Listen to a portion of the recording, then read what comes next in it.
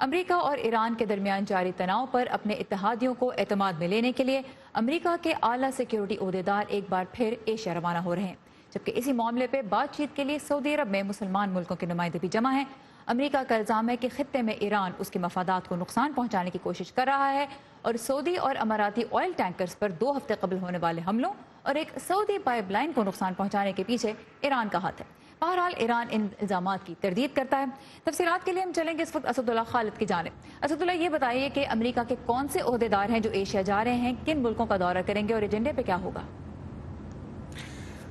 سارا، جس طرح سے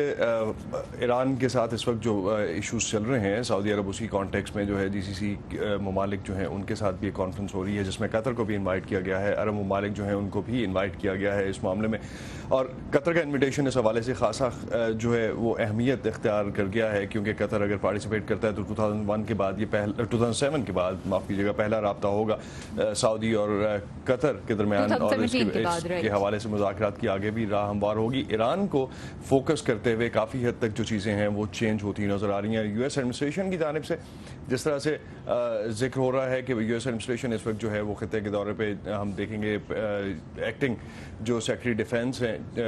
پیٹرک شینہن، وہ بھی وزٹ کر رہے ہوں گے، سنگاپور میں ہوں گے، لیکن جان بولٹن کا وزٹ جو ہے یو اے ای کا وہ زیادہ امپورٹنٹ ہوگا، خاص طور پہ اس جی سی سی کی میٹنگز کے بعد سعودی میں جو 30 کو ہو رہی ہیں۔ جان بولٹن کا وزٹ خاصا ہاکش ویو رہا ہے، نیشنل سیکیورٹی ایڈوائزر ہیں صدر ٹرمپ کے، ان کا اس سے پہلے بھی خاصا ہاکش ویو رہا ہے۔ عراق جنگ میں ان کا کافی حد تک رول جو ہے اس حوالے سے ان کا نام لیا جاتا ہے۔ اگر ان کی یہ جو میٹنگز ابو ظہبی میں ہونے والی ہیں post this discussion, that would be kind of critical, جس کے حوالے سے کافی بات ہو رہی ہے کہ پالیسی کیا صدر ٹرمپ اس وقت لینا چاہ رہے ہیں، ٹرمپ ایڈمنسٹریشن کس طرح کی پالیسی آن ورڈز لے کے چلنا چاہ رہے ہیں۔ اور اس میں بھی توقع کر سکتے ہیں کہ سعودی عرب میں جو اجلاس ہوں گے ان کے بارے میں جان بولٹن کو اعتماد میں لیا جائے گا، انہیں بتایا جائے گا کہ سعودی عرب اپنے جو خطے میں اتحادی ہیں ان کے ساتھ کس قسم کی پالیسی پہ کام کر رہا ہے ایران کے لحاظ سے۔ اچھا، ہم نے دیکھا کل صدر ڈونلڈ ٹرمپ نے جاپان میں کہا کہ امریکہ ایران میں قیادت کی تبدیلی نہیں چاہتا، جوہری ہتھیاروں کا خاتمہ چاہتا ہے، اور انہیں لگتا ہے کہ ایران بات چیت بھی کرنا چاہتا ہے۔ تو اسد اللہ خالد سے ہم ایران کے رد عمل کے بارے میں بات کریں گے۔ آئیے پہلے سنتے ہیں صدر ڈونلڈ ٹرمپ کی زبانی کہ انہوں نے کیا کہا۔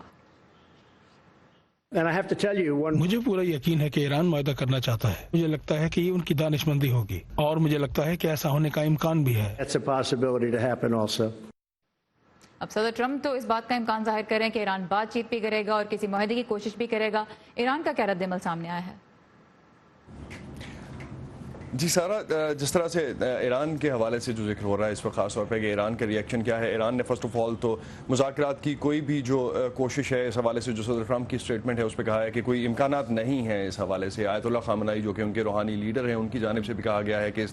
اس بات کے امکانات نہیں ہے۔ ایرانی وزارت خارجہ کی جانب سے جو اسٹیٹمنٹ آیا اس میں کہا گیا کہ جو ایکشنز ہیں وہ ہمیں دیکھنے ہیں، ورڈز کے ساتھ صرف کام نہیں چلے گا۔ جواد ظریف جو وزیر خارجہ ہیں ایران کے، ان کی طرف سے بھی اسی طرح کی اسٹیٹمنٹس جو ہیں وہ سامنے آئی ہیں، انہوں نے کہا کہ ہم نیوکلیئر ویپنز جو ہیں ان کو سرٹنلی آگے نہیں بڑھا رہے، لیکن ایٹ دا سیم ٹائم ہمیں ایکشنز چاہیے، صرف ورڈز پہ جو ہے وہ